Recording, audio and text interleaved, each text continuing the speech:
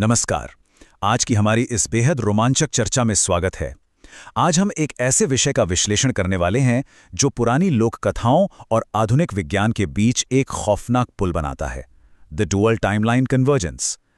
हम बात कर रहे हैं मध्य प्रदेश की वादियों में बसे एक खूबसूरत लेकिन रहस्यमयी गांव बेरमपुर की 400 साल पुरानी कहानी के बारे में। एक ऐसी कहानी जिसके तार सदियों पहले जुड़े थे, लेकिन जो आज के इस मॉडर्न युग में भी पूरी तरह से जिंदा है। स्रोत सामग्री में दिए गए तथ्यों के आधार पर हम इस पूरी गुत्थी को आज सुलझाने की कोशिश करेंगे। तो चलिए बिना किसी देरी के इस रहस्य की गहराइयों में उतरते हैं। इस पूरी कहानी की शुरुआत होती है एक ऐसी अजीब सी आवाज से जिसे सुनकर किसी के भी रोंगटे खड़े हो जाएं। जरा कल्पना कीजिए, शनिवार की घनी अंधेरी रात है और बेरमपुर के जंगलों के बीच से ये भारी और डरावनी आवाजें गूंज रही हैं। बम बम बश, बम बम बश। ये कोई साधारण मंत्र नहीं है। स्रोत बताते हैं कि ये एक ऐसा खौफनाक संकेत है जो उस जमाने के सबसे निडर लोगों के दिलों में भी दहशत पैदा कर देता था। एक ऐसा मंत्र जो किसी बहुत ही गहरे और काले रहस्य की घोषणा करता है। अब सवाल ये उठता है कि ये आवाज़ आखिर किसकी है। बेरमपुर के इतिहास और वहाँ की दंत कथाओं में इन्हें निशिर-मोलो कहा जाता है।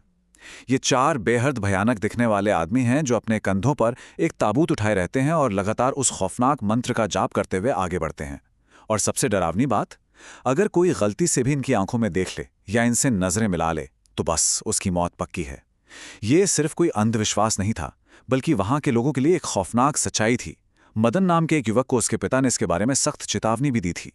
लेकिन जैसा कि हम सब जानते हैं, चेतावनियों को नजरअंदाज करने का नतीजा कभी अच्छा नहीं होता। मदन ने भी ठीक यही जानलेवा गलती कर दी। उसने अपने पिता की बात को अनसुना किया और शनिवार की रात जंगल के रास्ते निकल पड़ा।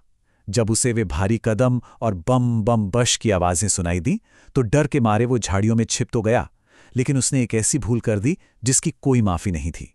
उसने छिपकर उन निशिर-मोलों को देख लिया और फिर जब गांव वाले उसे ढूंढने निकले तो मदन का शव एक बरगद के पेड़ के पास मिला। उसके चेहरे पर ऐसा भयानक खौफ जमा हुआ था मानो मरने से पहले उसने कोई साक्षात मौत का मंजर देखा हो।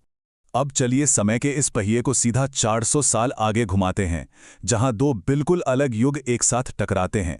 400 साल पहले मदन का सामना निशिर-मोलो से हुआ था और आज वर्तमान समय में दिल्ली जैसे बड़े शहर में मेघना नाम की एक लड़की सुबह 9 बजे एक बहुत ही भयानक डरावने सपने से अचानक जाग उठती है। ये विरोधाभास अपने आप में बहुत दिलचस्प है। एक तरफ 400 साल पुराना एक शापित गांव और दूसरी तरफ दिल्ली की मॉडर्न जिंदगी।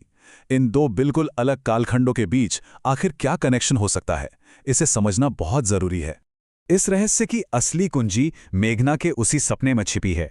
सपने में वो खुद को एक अंधेरे सुनसान जंगल के रास्ते पर बिल्कुल अकेली पाती है। तभी एक बहुत ही विशाल और भयानक पक्षी उस पर हमला करने के लिए उसका पीछा करता है।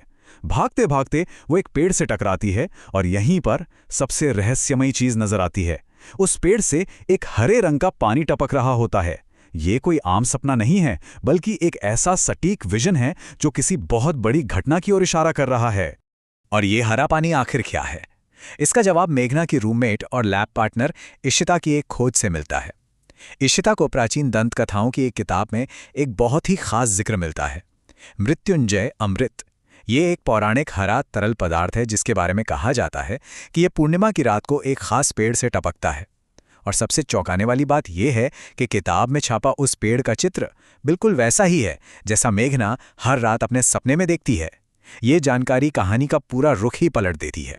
तो क्या ये लड़कियां सचमुच इस मिथक की जांच करने जाएंगी?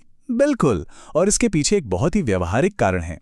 दरअसल दोनों लड़कियां दिल्ली में प्रोफेसर जयदेव की लैब में काम करती हैं, जो उन पर एक एंटीडोट यानी विषनाशक बनाने का बहुत ज्यादा दबाव डाल रहे हैं।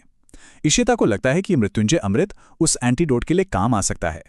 इसी साइंटिफिक रिसर्च को बहाना बनाकर वे 5 घंटे का सफर तय करके बेरमपुर गांव जाने का फैसला करती हैं।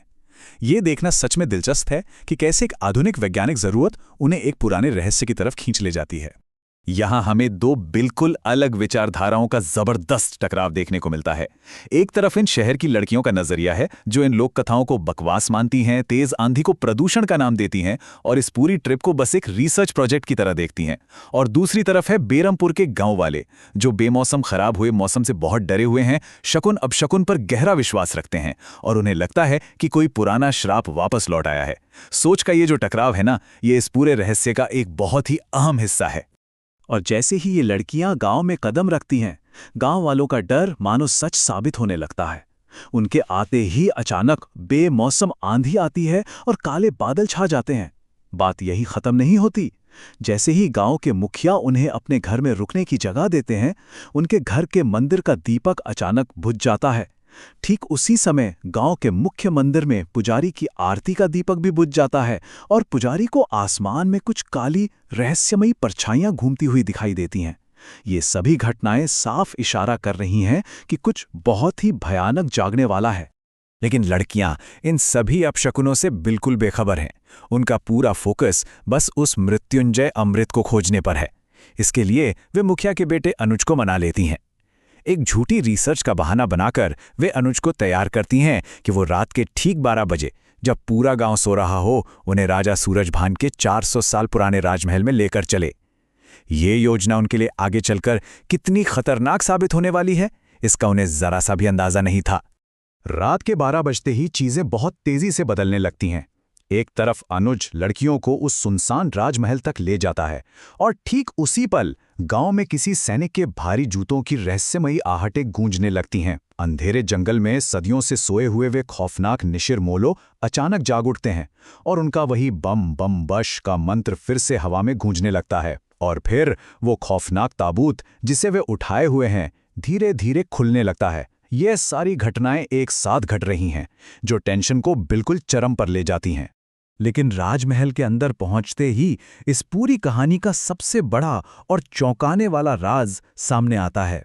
जब राजमहल का मुख्य दरवाजा नहीं खुलता तो अनुज, इशिता और मेघना एक खिड़की के रास्ते अंदर दाखिल होते हैं और अंदर जाते ही मेघना को एक बहुत ही अजीब और डरावना एहसास होता है। उसे राजमहल की हर एक चीज जानी पहचानी लग रही है। जरा सोचिए, एक लड़की जो दिल्ली से पहली बार इस गांव में आई है, उसे एक 400 साल पुराने राजमहल का कोना कोना कैसे याद हो सकता है? ये इस बात का सीधा संकेत है कि मेघना का इस जगह से कोई बहुत ही गहरा और पुराना नाता है। जब महल के अंदर ये सब हो रहा होता है, उसी समय जंगल के किनारे एक और भयानक घटना घट रही होती है। गांव के 2 आदमी, संपत और कप्ता, जो रात के अंधेरे में जुआ खेल रहे थे, अचानक एक तेज आंधी में फंस जाते हैं। जैसे ही हवा थोड़ी कम होती है, वो देखते हैं कि उनके ठीक सामने वे चारों निशिर मोलो खड़े हैं। उन चारों की लाल चमकती हुई आंखें सीधा संपत और कप्ता को घूर रही हैं। 400 साल बाद निशिर मोलो को अपना शिकार फिर से मिल गया था। और फिर वही होता है जिसका पूरे गांव को सबसे ज्यादा खौफ था। जुआरियों के सामने रखा वो रहस्यमयी ताबूत अचानक खुल जाता है और उसके खुलते ही एक ऐसी दिल दहला देने वाली चीख निकलती है जो पूरे बेरमपुर गांव में गूंज उठती है। इस चीख को सुनकर मुखिया से लेकर पुजारी तक हर कोई खौफ के मारे अपनी नींद से जाग जाता है। हर कोई समझ जाता है कि ये चीख किसी बहुत बड़ी अनहोनी का संकेत है। निशिर मोलो लौट आए हैं। और यहीं आकर ये स्रोत सामग्री हमें कुछ बेहद उलझे हुए और बेचैन कर देने वाले सवालों के साथ छोड़ देती है। ठीक उसी समय राजमहल का वो बंद दरवाजा खोलकर बाहर कौन निकला? वो खौफनाक चीख जो पूरे गांव में गूंजी, वो असल में थी किसकी? और सबसे अहम सवाल, मेघना, उसके सपने और इस मृत्युंजय अमृत के बीच असली कनेक्शन क्या है? ये सारे सवाल हमें सोचने पर मजबूर कर देते हैं कि क्या विज्ञान की खोज कभी-कभी हमें ऐसे अंधेरे रहस्यों की ओर ले जाती है जिन्हें हमेशा के लिए दफन ही रहना चाहिए था। इस विश्लेषण में हमारे साथ जुड़े रहने के लिए बहुत बहुत धन्यवाद। उम्मीद है ये चर्चा आपके लिए बेहद रोमांचक रही होगी।